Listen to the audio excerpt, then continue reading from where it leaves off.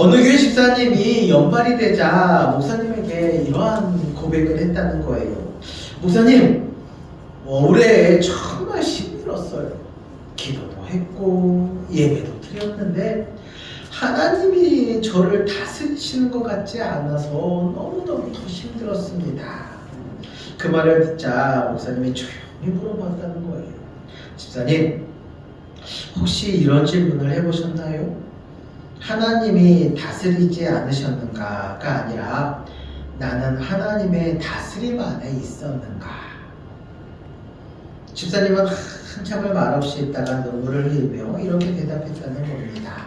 목사님, 하나님은 늘 왕이셨는데 제가 왕 노릇했던 것 같습니다. 하나님은 늘 왕이신데 왕이 다스리시는 삶을 살아야 하는데 그 왕의 자리에 내가 있었기 때문에 하나님이 나를 다스리실 수가 없었던 것이죠. 올 한 해의 표요가 하나님의 다스림입니다. 하나님께서 우리를 다스리시고 이 세상을 다스리시는 것을 믿고 이 하나님의 다스림 안에 살도록 1년 동안 제가 말씀을 전했습니다. 하나님께서 우리를 다스리십니다. 우리는 하나님의 다스림 안에 살아야 합니다.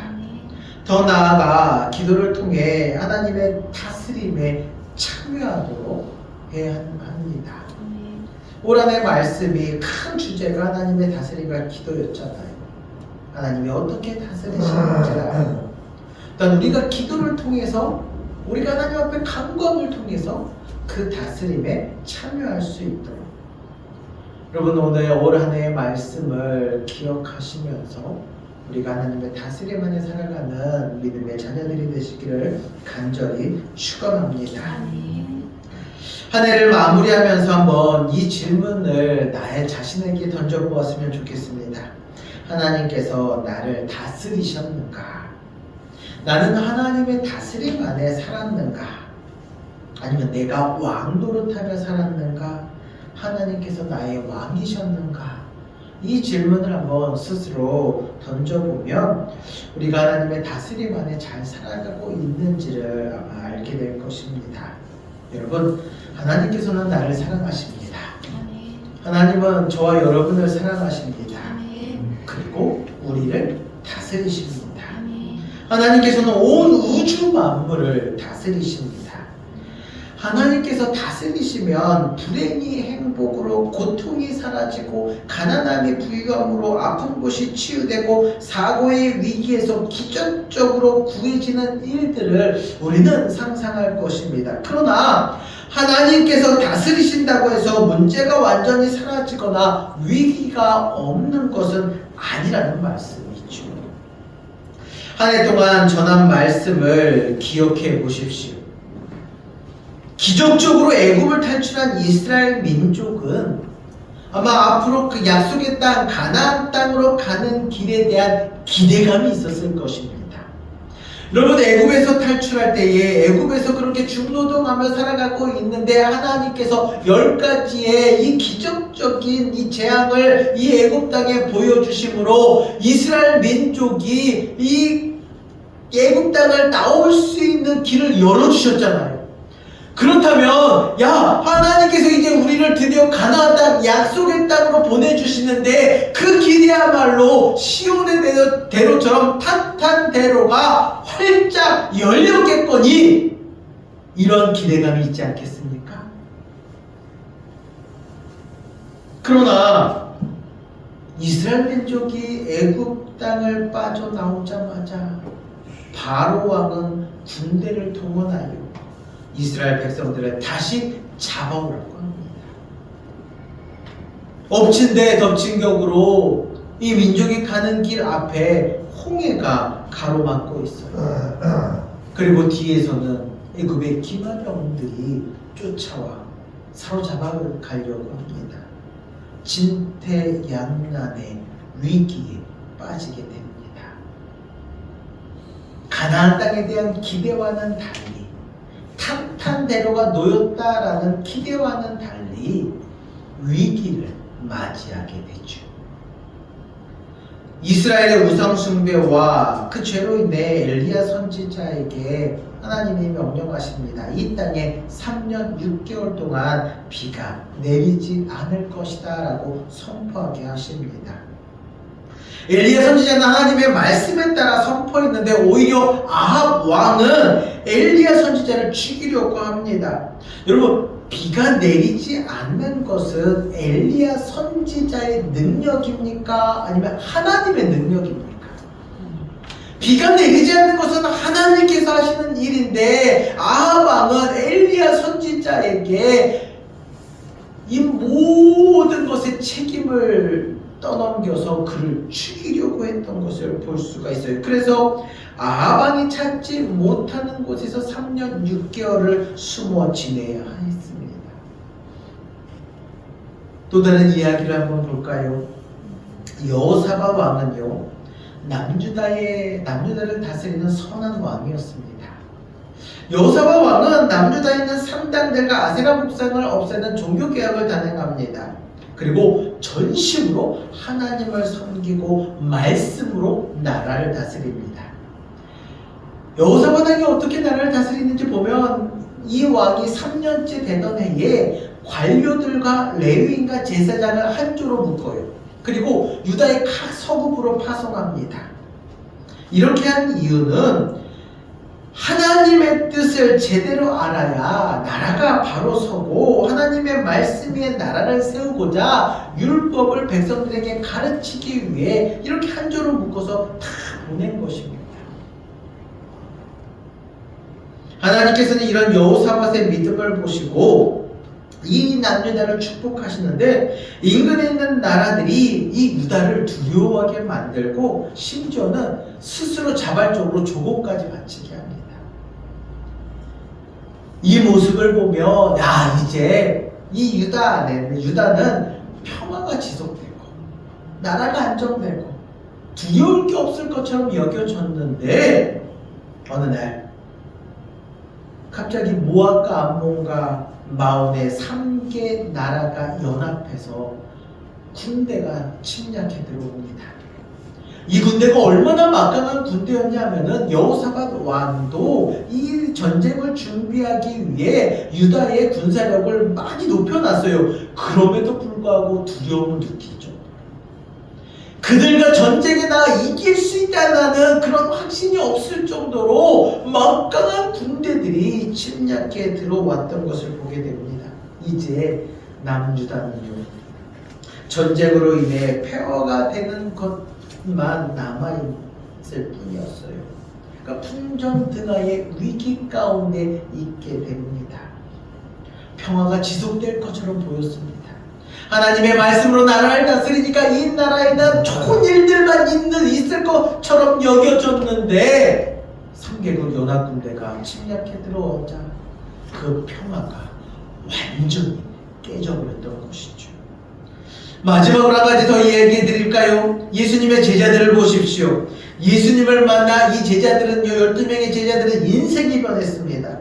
어부였던 사람들에게 손가락질 받았던 그 세리, 별 볼 일 없던 직업을 갖고 있던 사람들이 예수님을 만나 복음을 전하는 자가 되었어요. 왕이신 예수님 곁에서 많은 사람들에게 대우받으며 기적의 현장을 경험했습니다. 병을 고치시고 풍랑도 잠잠케 하시고 특별히 오병이어의 기적이 일어난 순간 수많은 사람들이 예수님을 따라다니는 거예요. 제자들의 어깨는요 막 올라갑니다. 예수님과 함께하면은 한 자리라도 차지할 수 있다라는 그런 기대감이 있었어요. 그런데 예수님이 잡히시고 하룻밤 사이에 재판받으시고 십자가에 달려 죽으시는 순간 이 제자들은 두려움에 떨며 다 흩어져 도망가기에 바빴던 것을 볼 수가 있습니다. 여러분, 제가 이 4가지 이야기의 공통점이 무엇일까요? 하나님의 다스림 안에 있다고 해서 영원히 평화로운 것이 아니라는 말씀입니다. 고난도 문제도 어려운 일이 아예 사라지는 것이 아니에요. 때로는 상황이 점점점 나빠지기도 합니다. 위기가 피해가는 것이 아니라 그대로 나를 덮칠 때도 있다는 거예요. 이것이 세상을 살아가는 모습이기도 합니다. 우리는 이런 나쁜 일이 생기거나 어려운 일이 생기면 이렇게 생각합니다. 하나님께서 다스리시는데 왜 이런 일이 나에게 벌어지는 것일까? 하나님을 믿는데 왜 내게 이런 고통이 생기는 걸까? 교회 다녀도 아무 소용없네. 이러한 생각을 할 때가 있지 않습니까? 하나님의 다스림은 고난이나 어려움이 아예 없는 것이 아니라 이것을 통해 하나님의 살아계신가, 하나님이 이 땅을, 우리를 다스리신다는 것을 보게 하시는 것입니다. 1년 내내 평안하다며, 1년 내내 아무 걱정 없다며, 농사만 지어도 이삭처럼 100배의 결실을 거둔다면, 그 평안과 그 부유함이 1년이 아니라 평생 지속된다면, 여러분은 하나님을 여전히 간절히 믿으시겠습니까? 여러분, 평안이 지속되는 순간 우리는 결코 하나님을 찾지 않게 될 것입니다. 저희 어머니 할머니 때만 하더라도 문제가 있으면은 이불 싸들고 교회에 가서 철회하며 기도했어요. 근데 여러분, 요즘 오늘날 이 시대 모두가 잘 살아가는 선진국이라는 이 나라에서 문제가 있을 때마다 이불 싸들고 교회에 와서 철회하는 분들 본 적 있으십니까? 이제는 큰 모습들이 많이 사라지고 있습니다. 우리의 삶이 평안하면 평안할수록, 삶의 질이 높아지면 높아질수록 하나님을 찾는 간절함이 점점점 사라질 수밖에 없다라는 것이죠. 아무 걱정 없이, 고통 없이, 고난과 어려움 없는 것이 좋은 일만은 아닙니다. 오히려 하나님의 다스림과 하나님의 존재를 잊게 만듭니다. 만약 한 해 동안 힘든 일이 있거나 어려운 일이 있었다면 내 자신에게 질문을 던져보십시오. 나는 이 일 때문에 하나님의 다스림을 보았는가? 아니면 여전히 그 어려운 상황만 붙들고 살고 있는가? 여러분, 세상을 보는 안목은 크게 두 가지로 볼 수 있어요. 하나님의 시각과 사단의 시각입니다. 같은 사건, 같은 현실인데 전혀 다른 반응을 할 수밖에 없다는 것이죠. 여러분 보세요. 홍해가 길을 막고 있습니다. 뒤에는 애굽의 군대가 다가오고 있을 때 이스라엘 백성들이 어떻게 고백합니까? 애굽에 매장지가 없어서 당신이 우리를 이끌어 이 광야에서 죽게 하려는가 하면서 이스라엘 백성들이 모세를 원망합니다.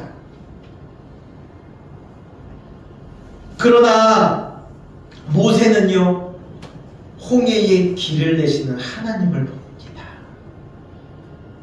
홍해의 길을 내시는 하나님, 진퇴양난의 위기의 상황에서 백성들은 사단의 눈으로 우리를 죽음으로 몰고 우리를 광야에서 죽게 하느냐고 그렇게 바라보지만, 하나님은 그 길 가운데 그 막고 있는 그 홍해의 길을 내시는 하나님의 은혜와 역사를 보게 되는 줄로 믿으시기 바랍니다.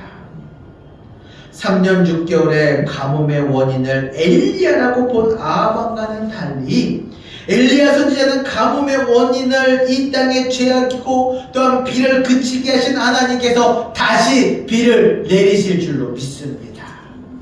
이 믿음을 보았다는 거예요. 모압, 암몬, 마온 이 3개국 연합군대를 보고 온 나라가 두려워하지만 여호사밧 왕은 이 전쟁은 너희에게 속한 것이 아니요 하나님께 속한 것이라는 이 약속의 말씀을 믿고 담대하게 전쟁터에 찬양대를 앞세운 것을 보게 됩니다. 어려움이 지속될 때에 세상에서 방법을 찾는 사람이 있는가 하면 하나님께 방법을 찾는 사람이 있습니다. 고난이 있을 때에 세상에 화풀이하고 내가 해결하려고 이것저것 시도해보는 사람이 있는가 하면 먼저 하나님 앞에 엎드리는 사람이 있습니다. 같은 사건, 같은 현실이지만 하나님의 다스림을 보는 사람과 보지 못하는 사람의 행동은 완전히 다르다는 것이죠. 해결되지 않는 상황만 붙들고 있지 말고 하나님의 다스림을 보고 그 다스림 안에 살아가시기를 주님의 이름으로 간절히 축원합니다. 오늘 말씀의 배경이 되는 여호사밧 왕을 보십시오. 3개국 연합대군을 보자 두려움이 커져 맞서 싸울 용기가 사라졌습니다. 이때 여호사밧 왕은 유다 전역에 금식하고 하나님께 기도드릴 것을 선포합니다. 여호사밧 왕은 절박한 상황에서 하나님을 찾는 거예요. 자신만이 아니라 온 백성들에게 금식하며 기도합시다. 금식하며 기도합시다. 하나님 앞에 나아갑시다. 남유다의 백성들은 선포한 대로 모여서 금식하며 기도합니다. 여호사밧 왕은 생사의 기로에 놓여있는 이 상황 속에서, 절박한 상황 속에서 그 절박함을 하나님을 찾는 것으로, 다시 기도하는 것으로 세워지는 것을 믿으시기 바랍니다. 여러분에게 간절함이나 절박한 상황이 있습니까? 마음이 힘들거나 홀로 버티기 힘든 상황이 있습니까? 이 절박함은 다시 기도로 이끄시는 하나님의 다스림의 법칙이라는 사실을 기억하시기 바랍니다. 절박한 일이 생기는 것은 하나님께로 오라는 거예요. 하나님께 나와 기도하라고, 예배드리라고 보여주시는 사인입니다. 세상에서 방황하지 말고 하나님의 다스림 안으로 들어오라는 사인입니다. 이 사인에 여호사밧 왕뿐 아니라 남유다의 모든 백성들이 어떻게 반응하는지 역대하 20장 13절 말씀을 우리 한번 다 같이 읽겠습니다. 유다 모든 사람들이 그들의 아내와 자녀와 어머니와 더불어 여호와 앞에 섰더라. 아멘. 지금 여호사밧 왕이 유다 백성들과 함께 성전 뜰 앞에서 하나님 앞에 기도드리는 거예요. 보통 성전 뜰에 있는 사람들은 누구냐? 성인 남자들입니다. 그런데 지금 이 절박함도 기도하는 자리에 나와 있는 사람들은 성인 남자들뿐만 아니라 여자들도, 자녀들도, 아이들도 나왔다는 거예요. 여기서 말하는 어린이는 누구냐? 젖먹이 아이, 아장아장 걷는 아이예요. 스스로 혼자 힘으로 나올 수 없는 그 갓난아이까지도 엄마의 품에 안겨서 기도하는 자리에 나왔다라는 말씀입니다. 여러분의 신앙이 젖먹이 신앙이라도, 아장아장 걷는 아이라 하더라도 기도하는 자리에 나오시기를 주님의 이름으로 간절히 축원합니다. 기도하는 자리에 나오면 하나님의 역사를 보게 될 줄로 믿으시기 바랍니다. 이때 여호와의 영이 레위 사람 야시엘에게 임하셔서 하나님의 말씀을 대언합니다. 17절 말씀을 같이 읽습니다. 이 전쟁에는 너희가 싸울 것이 없나니 계열을 이루고 서서 너희와 함께한 여호와가 구원하는 것을 보라. 유다와 예루살렘아, 너희는 두려워하지 말며 놀라지 말고 내일 그들을 맞서 나가라. 여호와가 너희와 함께하리라 하셨느니라. 아멘.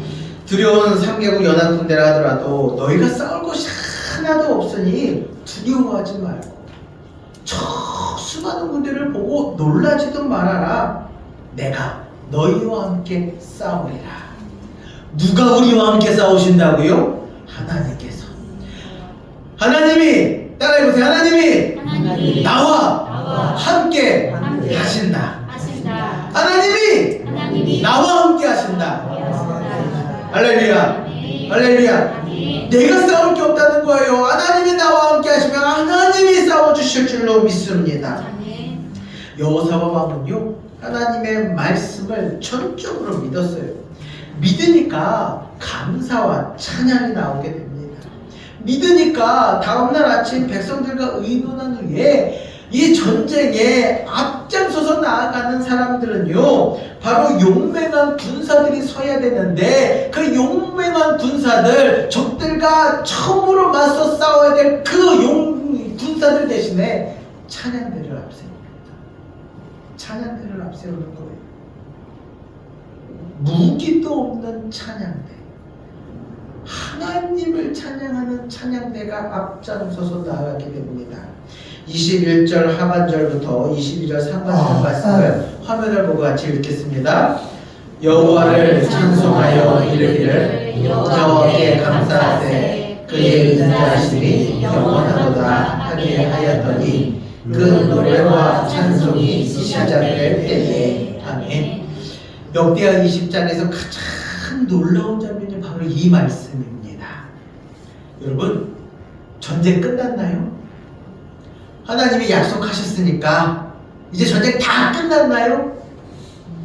전쟁이 끝난 것도 아니에요. 그렇다고 이 3개국 연합군대가 다 도망갔나요? 아니요. 저들은 여전히 저 자리에 싸울 태세로 기세등등하게 그대로 있습니다. 전쟁이 끝난 것도 아니에요. 문제가 해결된 것도 아닙니다. 지금 아무것도 바뀐 것이라고는 하나도 없는 상태예요. 그런데 노래와 찬송을 시작합니다. 아무것도 바뀌지 않았는데 노래와 찬송을 시작한다는 거예요. 이것이 정말 중요합니다. 군대보다 찬양대가 앞섰고 칼보다 노래와 찬송이 앞섭니다. 그 순간 하나님이 싸우십니다. 아멘. 노래와 찬송이 시작될 때에 하나님이 싸우십니다. 아멘. 따라해 보십시오. 노래와 찬송이 시작될 때, 노래와 찬송이 시작될 때, 노래와 찬송이 시작될 때, 노래와 찬송이 시작될 때, 놀라운 것은 찬송이 시작될 때 기적의 역사도 시작됩니다. 아멘. 찬송이 시작될 때에 상황과 환경이 바뀌는 은혜도 시작됩니다. 아멘. 사랑하는 성도 여러분, 하나님께서는 반드시 우리 삶을 다스리십니다. 아멘. 언제 그 다스림의 역사가 시작됩니까? 우리의 입술을 열어 노래와 찬송을 시작할 때입니다. 우리의 입술이 열려 하나님을 찬양하며 하나님을 노래할 때에, 노래가 시작될 때에, 찬송이 시작될 때에 하나님의 역사도 시작되는 줄로 믿으시기 바랍니다. 아멘. 그런데 여러분, 지난 한 해를 한번 돌아보셨으면 좋겠어요. 아니면 우리가 살아왔던 삶의 모습들 한번 돌아보십시오. 많은 성도들이 고난이 지속될 때에, 어려움과 환난이 있을 때에 노래와 찬송을 시작하지 못합니다. 왜냐하면 그 문제가 두려움이, 무서움이 입을 막아버리기 때문에 그렇습니다. 대신 불평과 원망, 저주의 입술을 크게 열어 내뱉어버릴 때가 얼마나 많이 있습니까? 여러분, 불평과 원망과 저주는 누구나 합니다. 우리들도 합니다. 그래서 하나님의 다스림을 보지 못하는 것입니다. 유다 백성들이 하나님 앞에 서는 예배하는 자리에 나온 것처럼 우리도 하나님 앞에 서서 답답한 문제를 내놓고 간구하시기 바랍니다. 때로는 눈물을 흘려가며 소리치며 하나님 앞에 통곡하며 기도하시기 바랍니다. 나를 살려달라고, 내 문제를 해결해달라고 간구하시기 바랍니다. 그리고 기도와 통곡으로 끝내지 마십시오. 진정한 믿음은 찬양대를 앞세울 수 있는 믿음입니다. 입을 열어 노래와 찬송을 부를 수 있는 믿음입니다. 하나님께서 다스리신다는 확신이 있기 때문에 노래와 찬송을 부를 수 있는 것입니다. 하나님께서 지금 보시는 것은 바로 무엇이냐? 우리가 확신을 가지고 하나님 앞에 영광 올려드리는 찬송입니다.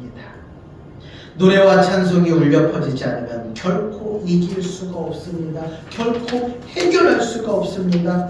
전쟁터에 노래와 찬송이 울려 퍼질 때에 하나님께서 이 전쟁을 승리하게 하신 것뿐만이 아니라 하나님은 3일 동안 전리품을 거두는 축복도 주셨고 나라가 평안하도록 축복하신 줄로 믿으시기 바랍니다. 30절 말씀을 다같이 읽겠습니다. 30절입니다. 여호사밧의 나라가 태평하였으니 이는 그의 하나님이 사랑해서 그들에게 평강을 주셨습니다. 아멘. 여러분, 우리는 하나님의 약속의 말씀을 믿고 하나님께서 이 전쟁은 너희에게 속한 것이 아니야. 이 전쟁은 나에게 있는 것이야. 하나님께서 싸우신다고 하나님께서 이기게 하신다는 이 믿음을 가지고 찬양대를 앞세웠을 뿐인데 하나님께서 이 전쟁 이기게 하시는 줄로 믿습니다. 이 마음으로 하나님을 찬양했을 뿐인데 하나님은요 전쟁을 이기게 하시는 것뿐만 아니라 3일 동안 전리품을 거두고 또 거두어도 남는 그런 풍성함의 역사를 주셨습니다. 뿐만 아니라 여호사밧이 다스리는 날 동안, 여호사밧이 앞으로 다스리는 큰 날 동안 평강의 은혜를 불어 넣으신 줄로 믿으시기 바랍니다. 여러분, 이보다 더 좋은 은혜가 어디 있습니까? 우리는 이 문제 해결해 달라고 해결해 주실 것을 믿고 하나님을 찬송했을 뿐인데 이 문제가 해결되는 것뿐만이 아니라 평안의 은혜를 더하여 주셨다는 말씀이죠. 내가 바라지도 않은 것까지도 하나님께서 더하여 주셨습니다. 다시 노래와 찬송을 시작하시기 바랍니다. 26년도 표 한번 옆에 보고 읽어보실까요? 시작! 다시 성전을 세우라. 다시 성전을 세우라. 2026년을 목회 계획하면서 하나님께서 제게 마음 가운데 주신 단어가 다시라는 단어예요.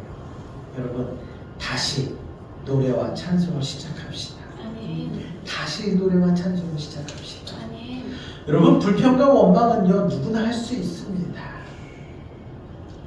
우리의 문제를 하나님 앞에 내놓고 간구하는 것, 성도라면 누구든지 하는 기도입니다. 그런데 확신을 가지고 하나님 앞에 노래와 찬송을 시작하는 것, 이것은 하나님이 보시는 믿음의 행동입니다. 여러분, 다시 노래와 찬송을 시작하십시오. 한 해를 돌아보며 나는 정말 하나님의 다스림 안에 살았는가를 한번 스스로 질문해 보시기 바랍니다. 기도는 하지만, 예배는 드리지만 하나님의 다스림 안에 살지 않고 결정적인 순간마다 내가 왕이 되지는 않았는지를 한번 돌아보시기 바랍니다. 하나님의 다스림은 문제가 사라질 때 시작되는 것이 아닙니다. 노래와 찬송이 시작될 때에 나타나는 것입니다. 상황이 바뀌기였기 때문에 찬양하는 것이 아니라 찬양할 때에 상황이 바뀝니다. 앞으로 계속해서 이 마음을 가지고 다시 노래하고 다시 찬양해야지. 기도하면서 다시 찬양하고 기도하는 가운데 다시 노래하는 믿음 있기를 바랍니다. 어려움 때문에 낙심하고 주저앉지 마시고 다시 입을 열어 하나님을 찬송하십시오.